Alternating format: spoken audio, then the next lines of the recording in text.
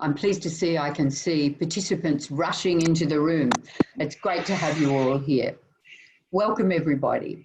This is the 5th webinar in Black Dog Institute's Settling the Mind series.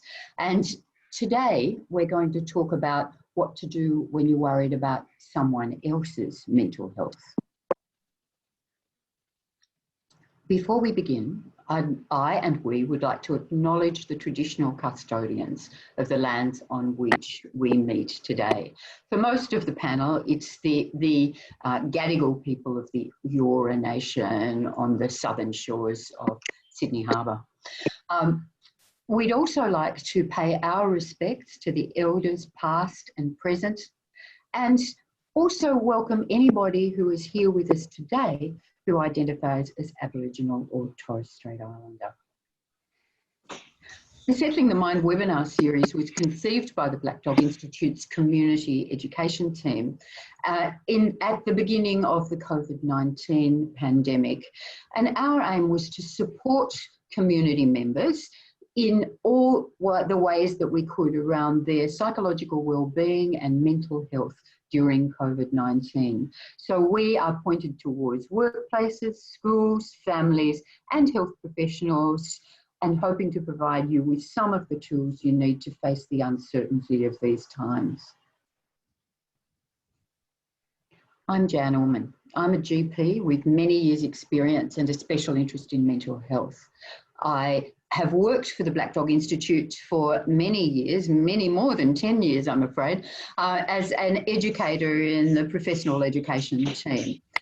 With me today, I have Professor Vijaya Manikavazika, who is an expert in the field of anxiety and depression. She's a clinical psychologist, and her special interest is in fact the treatment of adult separation anxiety disorder, which in fact she contributed to the identification of. Welcome, Vij. Thanks for coming. Thank you, Jan. Also with us today are some very special people. Black Dog Institute has a fantastic team of lived experience presenters, people who've experienced mental health issues from one angle or another, who go out into the community and help community members understand mental health issues and how to overcome them. I'd like to introduce Anne Schwartz and ask her what brings her here today. Hi, Anne. Hi, Jan, thank you. So I have a 29-year-old son who, with hindsight, has been managing depression from the age of 10. So over the last 19 years, I've been on a steep learning curve about depression and how to help and support him. Thanks, Anne. And I'd also like to introduce you to Adam Sinclair, who is having a little bit of difficulty with the technology at the moment, and not as a result of his own incompetence, but more as a result of what the internet is doing to him. So Adam is incognito down in the corner of your screen. Adam, tell us what brings you here today. Thanks, Jan. Jan, look, I've had a lot of experience over the years, my own sort of personal experiences and changes in my own mental health. I've had a lot of other friends and family intervene and support me over the years. So I'm here because I'd like to help others do the same. So we're hoping that as a group, we can help you in helping other people that you know with mental health problems. Absolutely.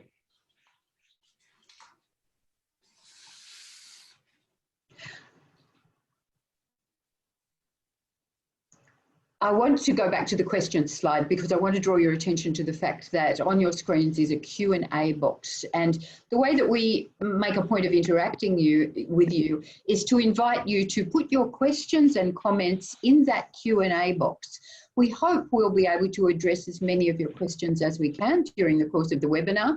At the end of the webinar, there'll be an email address that you can write to if we've managed to not get enough time to attend to your questions. So wait for the end of the webinar and write that email address down so that you can make sure that any questions that you have are answered.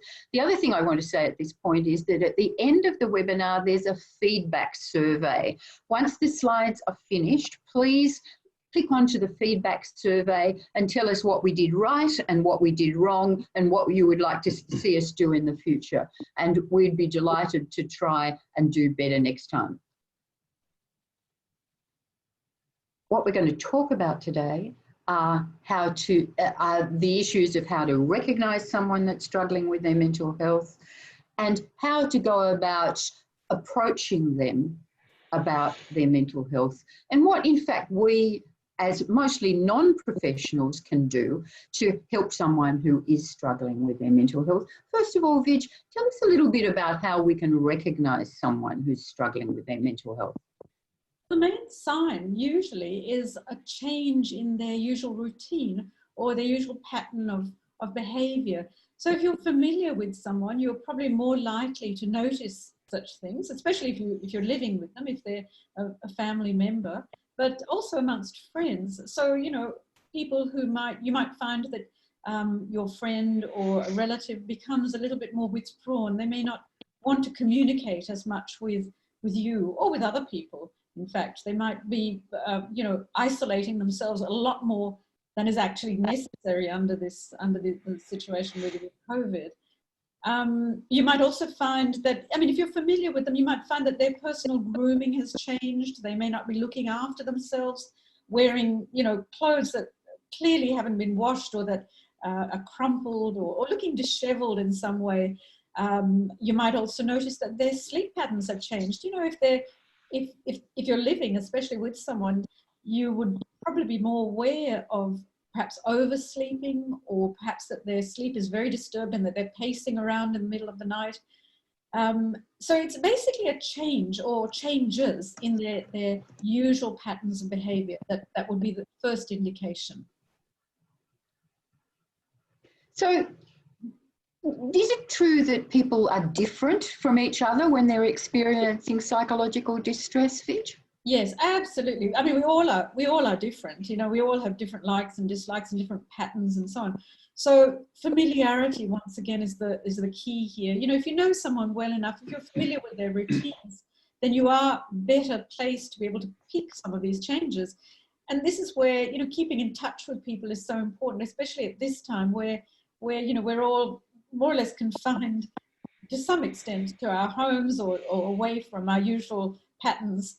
But if the more familiar you are with your friends and family members, the more you'll be able to detect these very subtle changes, and they would be very much specific to the individual. So, as you say, Jan, not everyone, everyone's different. So, you know, some people might display perhaps you know, a different sort of pattern. They might be using alcohol a lot more. I think there are some other signs listed on the next slide that we make a stark contrast with the previous slide. Yes, yes. So these are some of the signs. These are the more specific signs. So becoming agitated or irritable, becoming more snappy, you know, like you might notice that someone who's very good-natured, suddenly that's changed. They're a lot more impatient with you, or they might, you know, be more argumentative. Or they might become very, very passive. Someone who's quite fired up most of the time might suddenly just, you know, start to just agree with you about everything, which they normally wouldn't do. Or you might find that they're using drugs or alcohol, or excessively using alcohol to cope. So what we're talking about here is significant change from their normal state in a direction that's consistent with their overall personality structure. Yes, exactly. Yeah? That's where you need to, if you're familiar with what they're like and how they usually behave, you'll probably be a lot more able to pick these changes. And have you got any comment to make about that?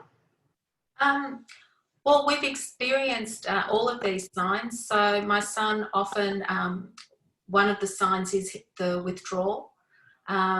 The irritable or agitated behaviour, particularly when he was younger, low energy, and the excessively worrying about things, especially recently because there's many more stresses with COVID than there were years ago. So I think the key for us is the change in his normal behaviour. Mm-hmm. What about you, Adam? Absolutely. I think I think we're in a really good spot to notice these changes, and people become wrapped up in whatever is happening for them inside their mind. And, we can be creatures of habit, can't we, really? So it can be unusual when we do break from tradition and break with our normal habit, from a personality perspective, from a behavior perspective. And I certainly know myself that, I'll start to sleep in more, I'll become less talkative, withdrawn, very different to how I normally would be, reasonably, not inclined to feel like socializing, which I normally love to do because I love people and my friends, and I just won't start calling people all of a sudden. So, I think there's a lot that we can look out for, especially if we know someone well. Yeah. And in response to one of the questions in the chat box, it's really no different for most of us as it is for people with complex mental health problems underlying an oncoming mental health disturbance. Again, it's change away from the normal state. It's behaviour and emotional states that are different from what they're used to having in their stable state. Is that fair to say, Vij? Yes, absolutely. But I think another point that we should be aware of is that, early on in the piece, and I'd love to hear from Anne and Adam as well on this, not everyone is even aware that these changes are taking place. That people might just be starting to withdraw or becoming more sort of apathetic or less energized about things. They may not even notice some of these things. And observers, people who are close to them, might be better able to pick up some of these subtle signs. Is that how you see it too? Sorry, I was going to say I agree with that, because sometimes I'll see things that are happening with my son and I will mention it to him and he'll go, oh yeah, like he hadn't seen it himself. He wasn't aware of it himself, but they're changes I could see. Mm-hmm. Adam, do you always know when things are changing? No, certainly not. Certainly not. I know that sometimes it can, take, significant insight from others before I'm sort of aware, especially when changes have happened over a long period of time. It's not a change in mental health doesn't always happen in the space of 2 days and you get something sudden and abrupt. So often it is sort of the accrual of those changes over time. And I know recently, my family there was a birth in the family, and which was all very exciting for everybody. And which would normally be something I would obviously be tremendously excited about, but recently it was just not something that I just wasn't involved in that at all. I didn't have the energy to think about it, to check in and see how it was all going, and I was very detached from the whole situation, which was fairly unusual. So really those of us who are outside of the mental illness issue, who are just looking after family and friends with mental health problems, are often in a much better position to detect change, particularly if we only see those people intermittently, than the people themselves. And so we have a really important part to play in our friends and families' mental health. So if we do notice that someone's experiencing changes, Vij, how do we open the conversation? Well, you obviously have to pick a good time to start off that kind of conversation, because people can be quite sensitive about those issues. So it's very, very important to find a time when you both are feeling calm and relaxed, or not in a high stress situation, to open up a conversation. Just perhaps even asking them about your observations, that their behavior might have changed. You could always preface it with something positive. The change in behavior could be prefaced with you're always more so energetic or so motivated. You're always full of excitement about these things, but I've noticed that of late you're not as excited about things as you usually are. So you actually point out to them the change, but in a way that highlights the difference in a positive way. Yeah. And then obviously, trying to use open-ended questions rather than, yes or no type, trying to elicit yes or no type answers, because you want to find out more about what's going on.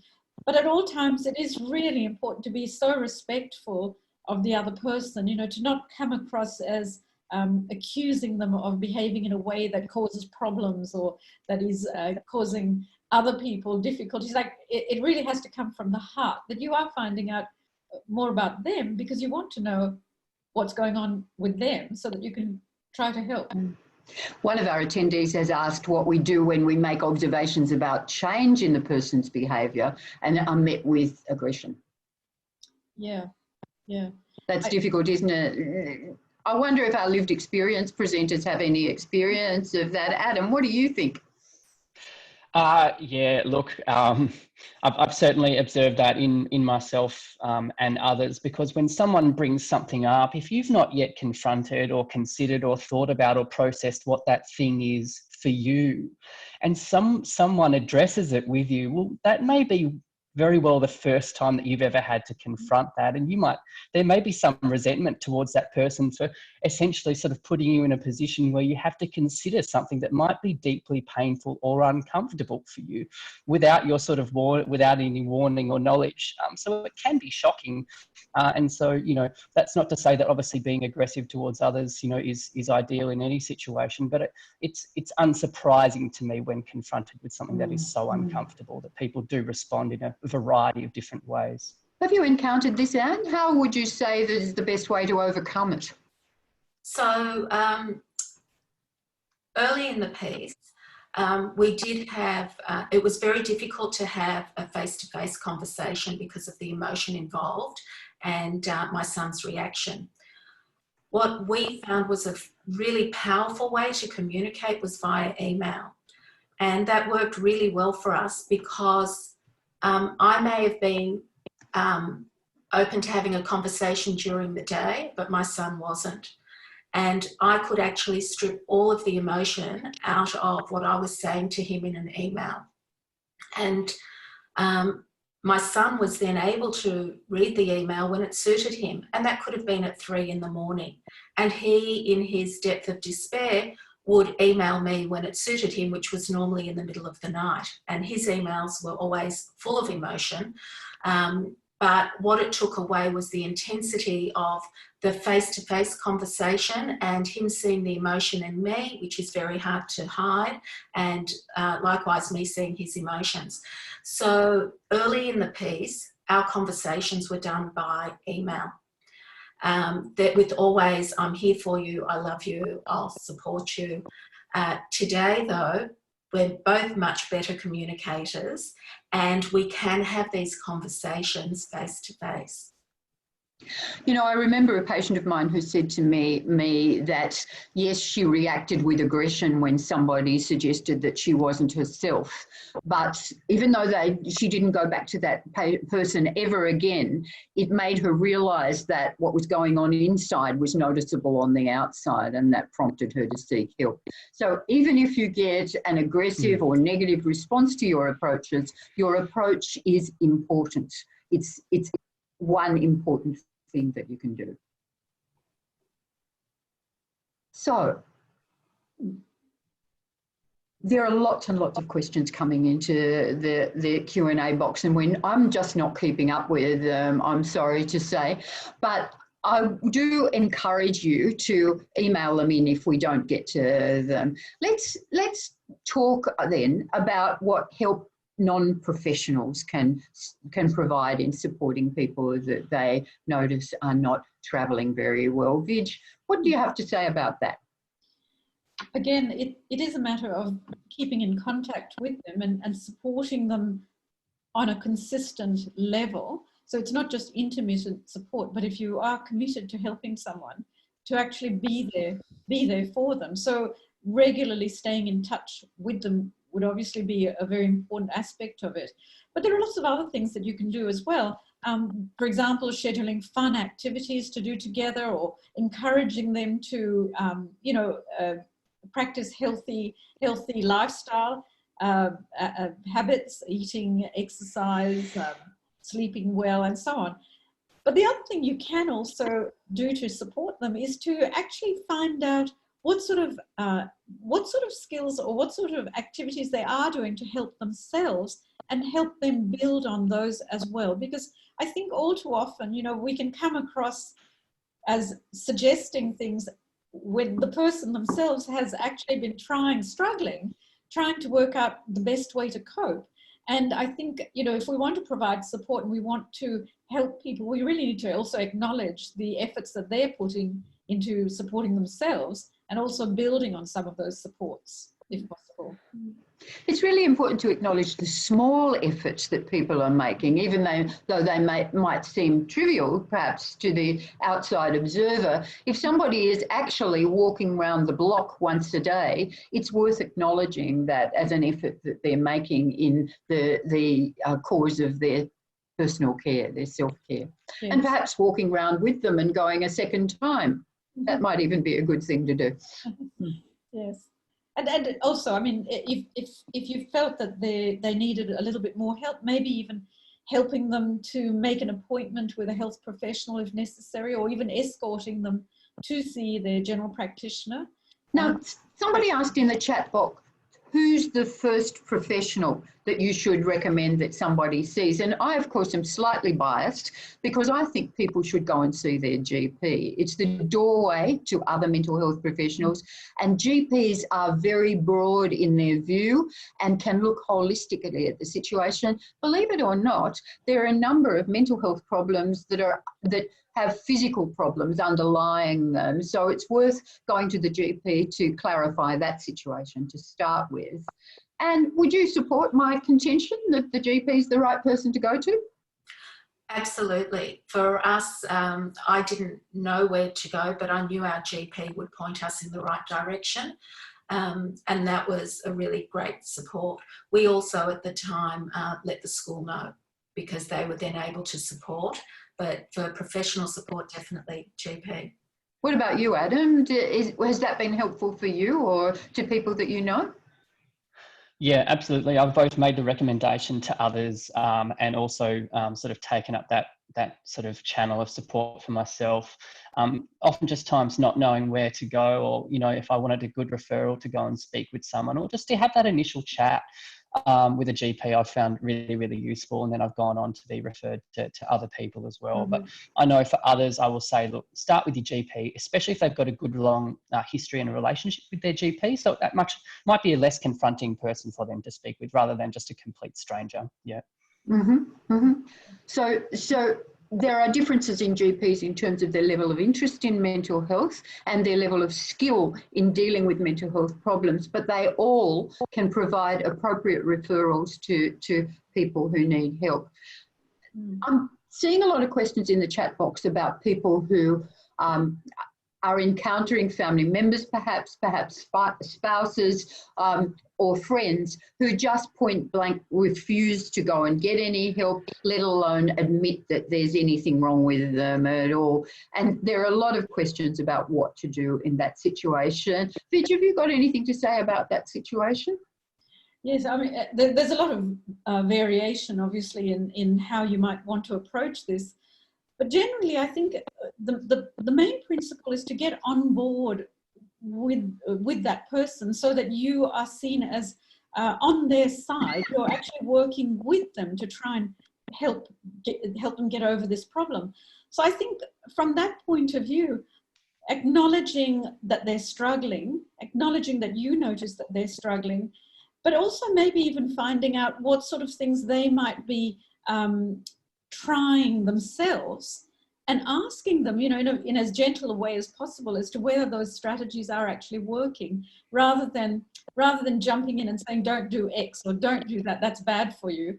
You actually get them to think about what they might be doing that might not be the best for them, and gets them to reevaluate, I suppose, where they want to be.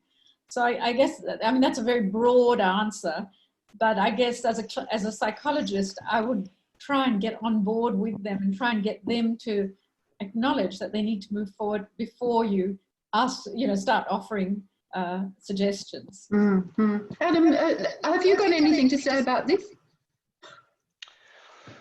Yeah, absolutely. Look, absolutely.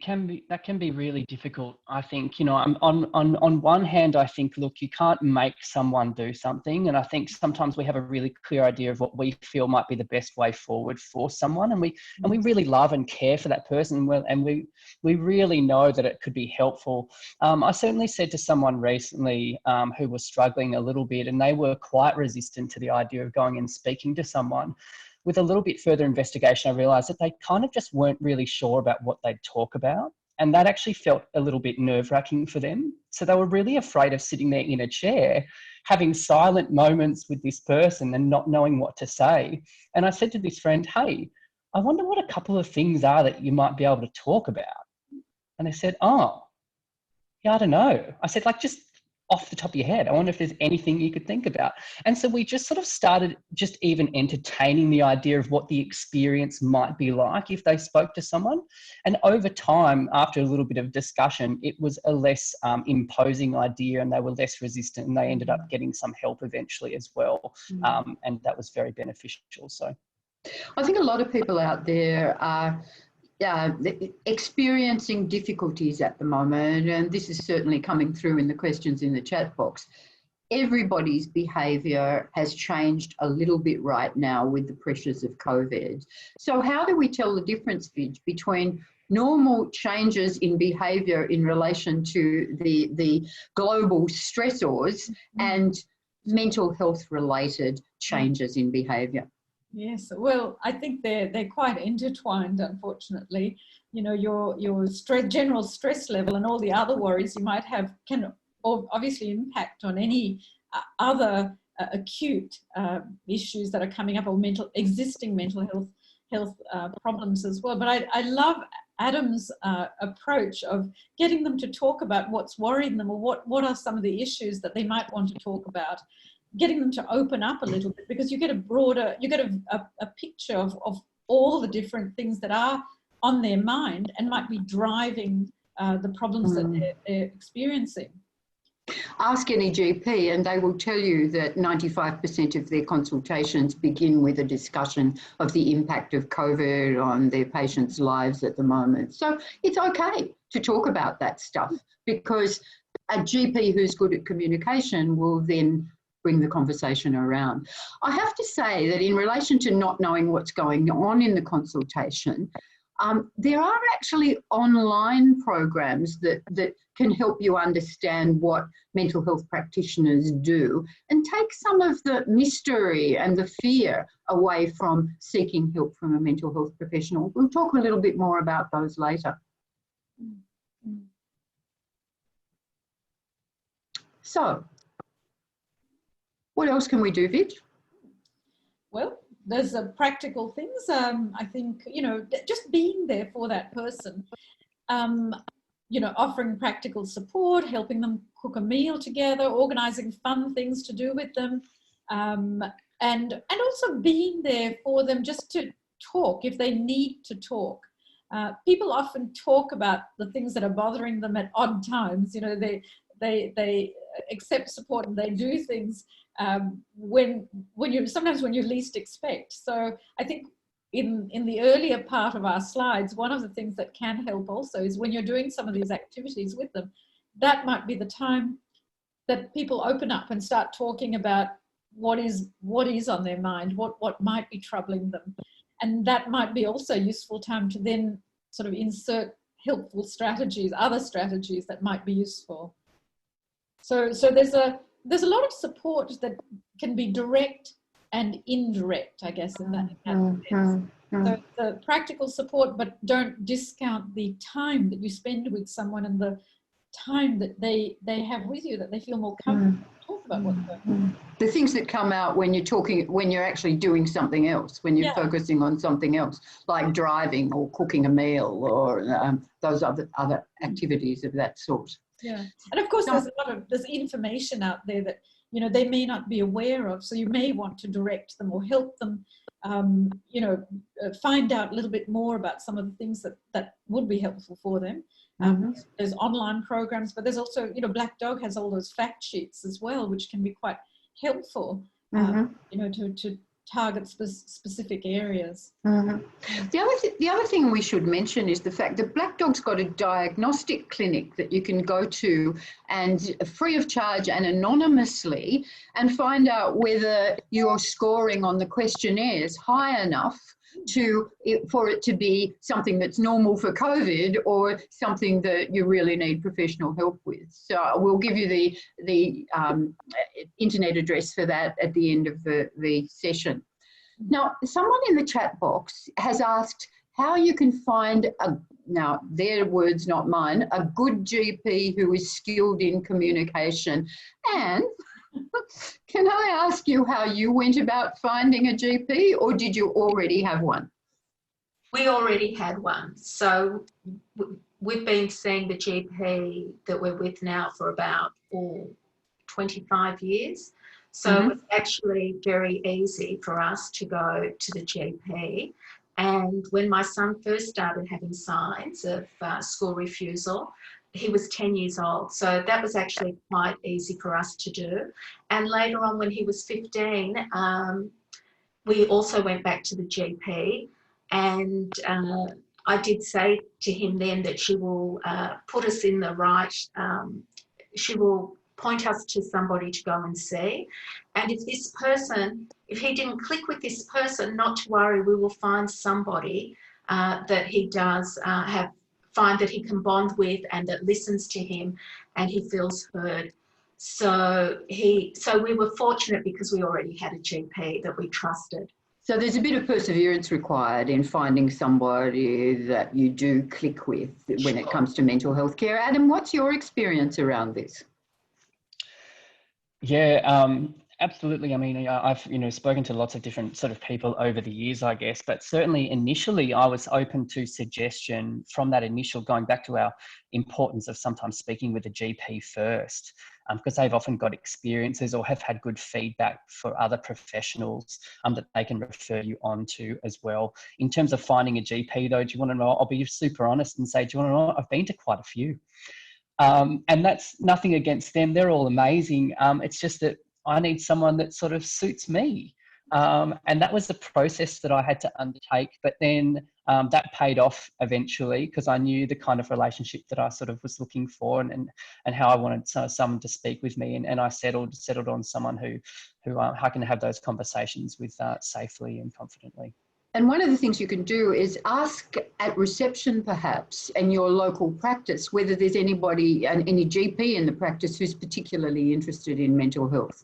That's a nice local way of going about it. Ask in your community whether there's someone around who's interested in mental health. And I know that on the Beyond Blue website, there's a practitioner database where practitioners have put their hand up to say that they're interested in seeing people with mental health problems. And there's also an organisation called the Australian Society for Psychological Medicine, which contains many GPs that are interested in mental health. But I think asking at the local level is probably the best way to go. So, and I need to put in a plug here for online support. Vij has mentioned online resources. Vij and I have both mentioned online treatment programs. And have you got any experience from your point of view of using online resources? I haven't really. Early in the piece I did a bit, but I had faith in my GP and I didn't, at the time years ago, there weren't the resources that there are today. I have to say online resources aren't a replacement for a general practitioner. They're often used in conjunction with seeing a GP or a mental health professional, but they're also a very good way of getting somebody, I think somebody mentioned in the chat box, a reluctant patient who was using apps in order to manage their care. And that's an example of getting people into the notion of using online resources, of seeking mental health care. Using online resources can be sort of a pathway in. What about you, Adam? Have you had any opportunity or know anyone that's had an opportunity to use these resources? Yeah.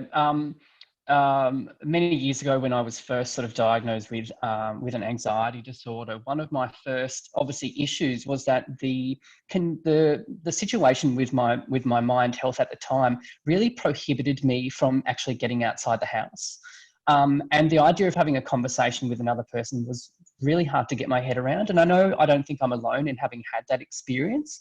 And so the very first time I ever sort of went online was actually just to do like a bit of like a sort of a quick sort of check-in anxiety. You know, I was desperate. I was really desperate looking for help. And it was just answering a few questions to basically give you one of those, you could be anxious or you might not be anxious, or, you know, where do I sit? And I found that a really good first step, because it certainly came back with some answers that made me think that maybe there was something going on. And I have recommended it to other people as well, who might just be wanting to sort of stay in the comfort of their own home, and sort of do a bit of their own research. Some people don't want someone to swoop in and help them. Some people kind of want to figure it out for themselves and feel like they've got a say over what happens. And I think online resources like we've got on Black Dog website can be really useful for those kind of people.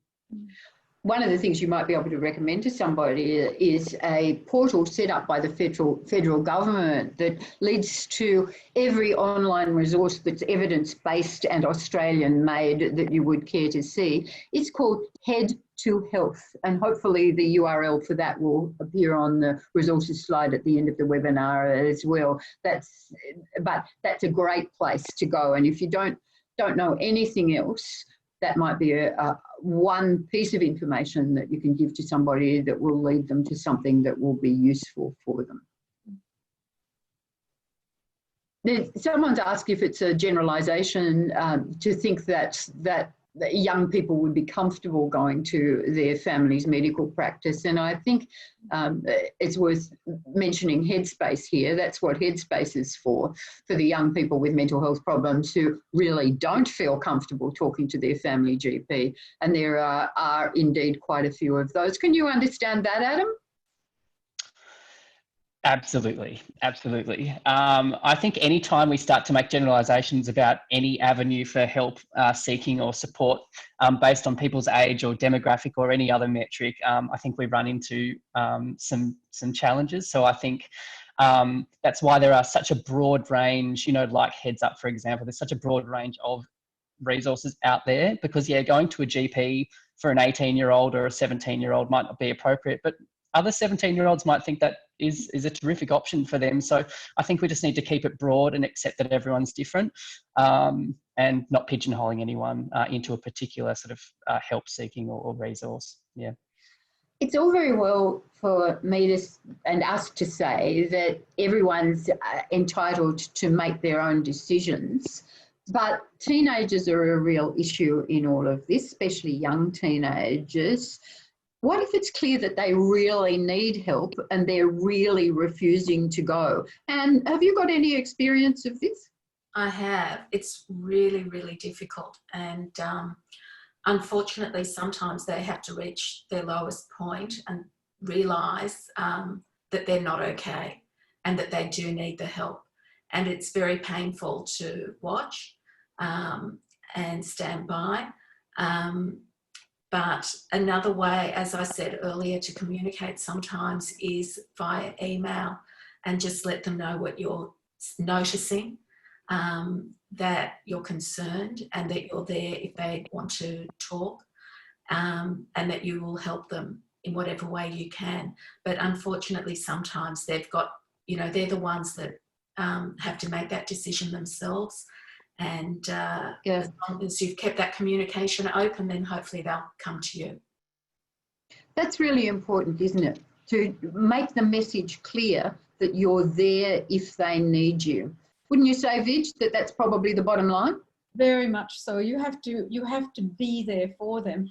But the other thing also is to bear in mind that, help seeking and providing support is a process. So, even the small steps shouldn't be discounted. So even if you do approach someone that you're concerned about and they turn you away and they say they're not interested or whatever, the fact that you've done it once, a little bit of that might actually touch them, and they might be more amenable to some other resource or something else. So it's a process. It's a process that you have to keep at it, you know, working on, and not be discouraged. I think that's one of the is important. I think some people out there might be feeling a bit overwhelmed by the potential difficulty of all this.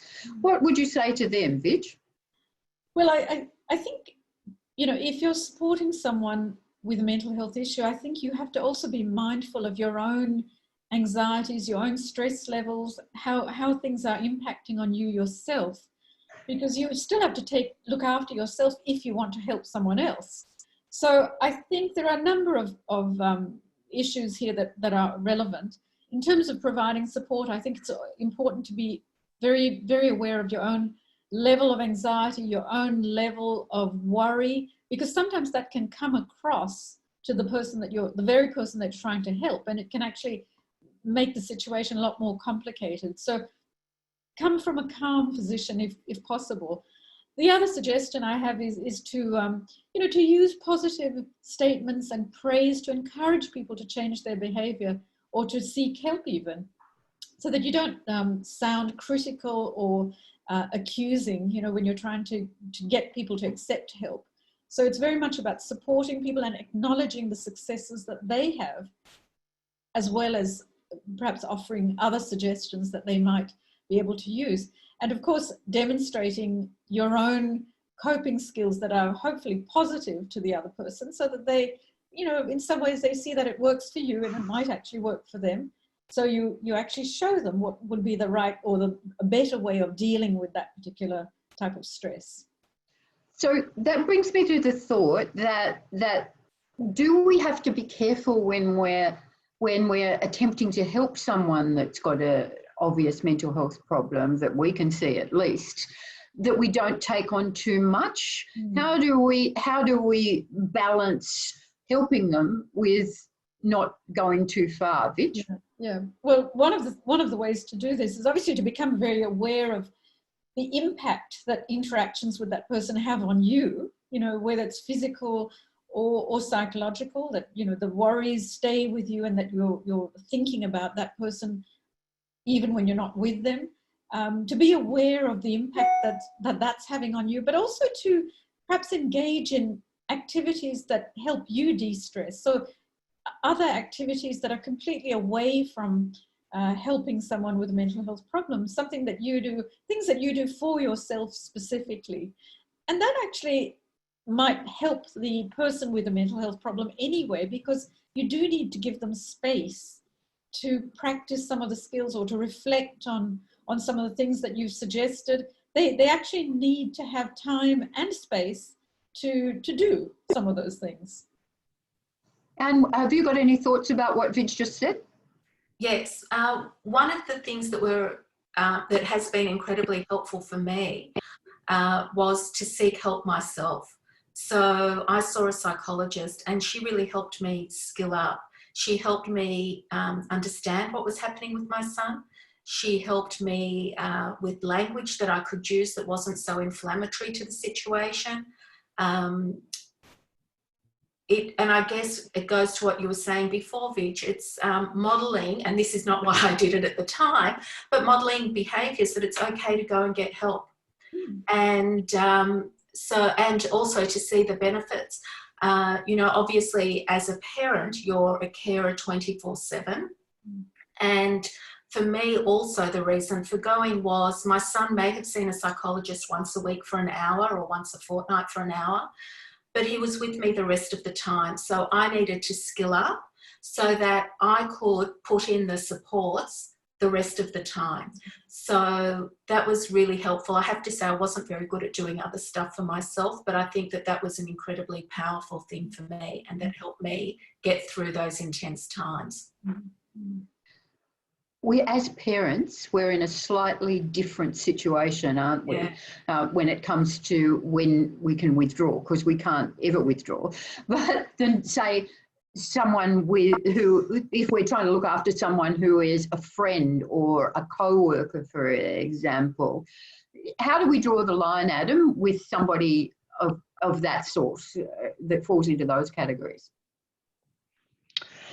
Yeah, look, it can. Yeah, look, it can be. I think really difficult to sort of know where that line is, and you may not actually know until you've entered into some kind of a sort of a helping or support, positioning yourself as a supportive person to that individual. And I think just going back on saying before about sort of just checking in with yourself as well. People that help need help too. And I think that's really, really important. The best helper you can be is someone that also knows how to look after themselves, whether that's also talking to a friend or family member or getting professional help, like Anne was saying, and skilling yourself up a little bit.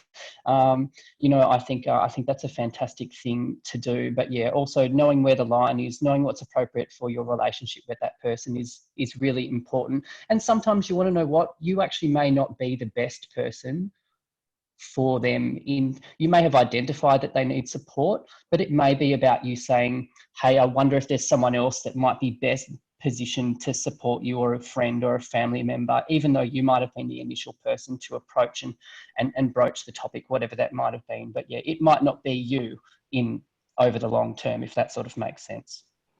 I think sometimes this even applies to health professionals, both GPs and mental health professionals. Sometimes they know that they're not the right person to support this person, perhaps because this person's, the patient's issues press their own buttons. So it's really important to know when you need to limit the help that you give to somebody. And as I said much earlier in the webinar, sometimes even a little bit of limited help can be very useful to somebody. So don't feel reluctant to do something, but remember what your own limitations are. Absolutely, Jan, yeah. So, Anne, I wonder, your contribution to this discussion, Anne Adams, has been very rich indeed. I wonder if you can just say a few words for us about what you hope your key messages are that people take away from this webinar.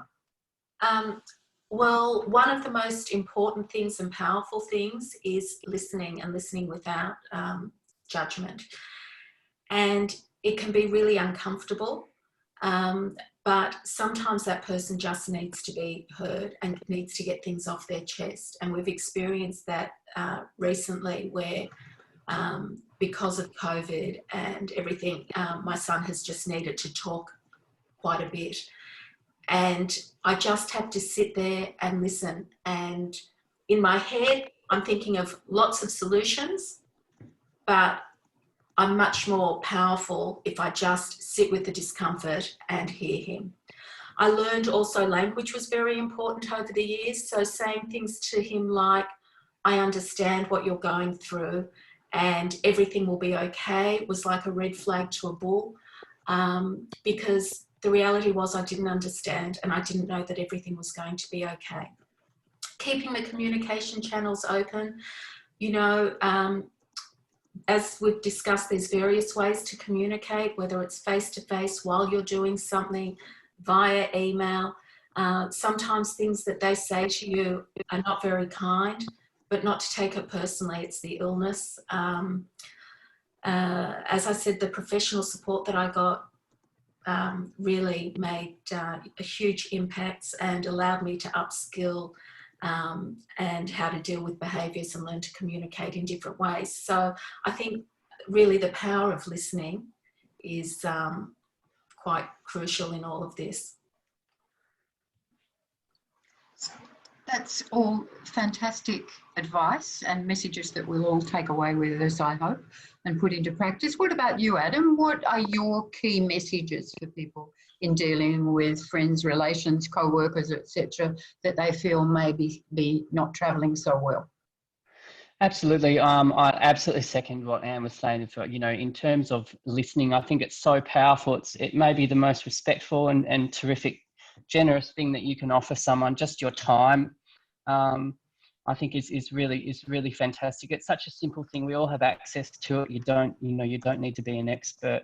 I think empowering people to have a say over what their future sort of support and help might look like. And I know I've had, I've had people say to me, like, what do you want to have happen next? You know, what sort of help do you want? What seems appropriate to you? What would help you best? You know, I guess acknowledging that people are oftentimes you know, have skills and know how to move forward. We just need to help them to do that. And, you know, going for hikes, you know, taking walks together, sort of, I put here, you know, the conversation, the serious conversation, you know, are you okay? Or what's wrong? Or here's the things that I've noticed. It doesn't have to be the big deal. It can be confronting for people to be confronted. And so I think oftentimes choosing an activity that you might like together and weave in little questions and observations and insights in that interesting activity, whatever it might be, can be a really nice way to broach some serious stuff. Do a less serious activity, and that way you might facilitate a slightly more serious conversation because it's less intimidating.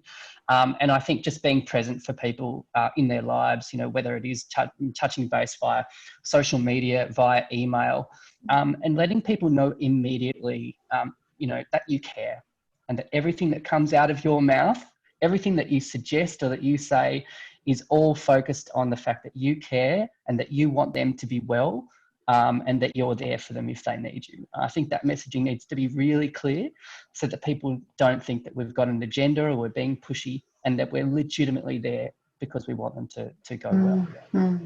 I personally, in my life, have fallen into the trap of assuming people know I care about them. And I think that's a big trap to fall into. Just because you're related to them doesn't mean that you necessarily care about them. So when I realised what a big mistake that was, I certainly upped the communication that I made with the people that I love. Absolutely. So there are probably some don'ts around all of this, aren't there? Some do's and don'ts in communication. Any comment on that, Vij? Well, I mean, I agree with both Adam and Anne have highlighted such great key messages there. And the crux of all of this is very, very good communication. And I mean, and also persisting with the help, you know, even if the person you care about has already sought help from a professional, just still ask about, you know, how things going and, you know, what's happening in your life and all that. So don't sort of let up on all that. So I guess some of the don'ts are to continue to not give up or not withdraw completely when that person is already engaged in help, in professional help, if that's what's required. But the other thing also is to be very mindful of you know, your own motivations for getting this person to seek help or to change. So I agree, you know, both Adam and Anne, that you've talked about how the help has to really come from the heart. You have to want to do this, and it has to come from a good place. So it's important to not come across in a critical or a manner in which, you know, there's an element of, if you don't do this, then, you know, I won't be around to look after you or whatever. Those kinds of statements, obviously not a good idea. So that's just some of the don'ts. You know, there's a question in the chat box that actually triggers a thought about my favourite don't. Stephen's asked, what is an appropriate alternative to saying I understand when listening and giving a response? An extension of I understand that I have heard so often is, yes, when this happened to me, I blah, blah, blah, blah, blah, and making the conversation all about you instead of about their situation. That's a big no-no. It's not quite what Stephen was talking about, but it certainly resonated for me in that way. So what do we say, Vij, instead of I understand, when somebody does open up and talk to you about stuff? It depends. You know, some people actually do like the I understand. So it depends. But say if you're not going to use I understand, perhaps you could acknowledge that you feel for the other person in terms of what they're going through, and that you're sympathetic to the pain that they're experiencing, and you want to help them in whatever way is possible, but you will take their lead on it. I think that's another way of expressing it, probably not in such complicated language, but perhaps in that kind of message would be more helpful. because I understand can sometimes also close off a conversation. I understand means, okay, that's it, it's all done and dusted, I understand. You don't have to tell me anymore. And the truth of the matter is you probably don't understand, No. because everybody's experience is different. You may have had depression or anxiety, but you've undoubtedly experienced it differently from the other person. The way to approach it, I think about it, is in terms of curiosity, being a journalist who's asking somebody else about their experience and listening hard to what they're saying to you. So that's that curious journalistic stance that's best. The best way to approach listening to somebody when they're talking to you about their situation. What's on the next slide? This is very important. So Vij, tell us a little bit about this information. Yes, this is absolutely critical, because I mean, if someone you're concerned about is talking about hurting or harming themselves in a very serious way, or harming themselves, and they openly talk about life not being worth living and so on, it is very, very important that you do take that very seriously, even if they keep saying that, even if they make those kind of comments offhand all the time. It is important to seek help if that is the case. So on the slide are a number of well, there is an emergency number, obviously, the 000 or Lifeline. But if you can perhaps get them to see their family GP, again, I think going to see the GP is actually one of the best things for people, with a mental health problem. If that's an emerging problem or an exacerbation of a problem, I think that's a very important area to explore. But of course, if it is very urgent, then 000, or actually escort the person to a hospital emergency department, actually take them there. Because these kind of threats should not be taken lightly. And of course, if we're exposed to suicide in any way, be we practitioners, friends of a friend who has suicided, friends or co-workers of somebody who has experienced suicide in a family member, or at any distance, there is actually a service called I've forgotten. Suicides. It's gone out of my mind.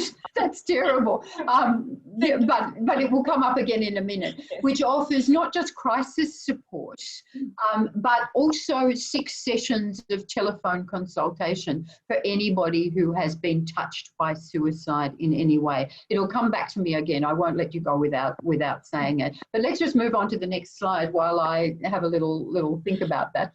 There are a number of online tools that you can use that we recommend that you have a look at if you want to recommend them to people, or indeed if you want to have a look at them yourself.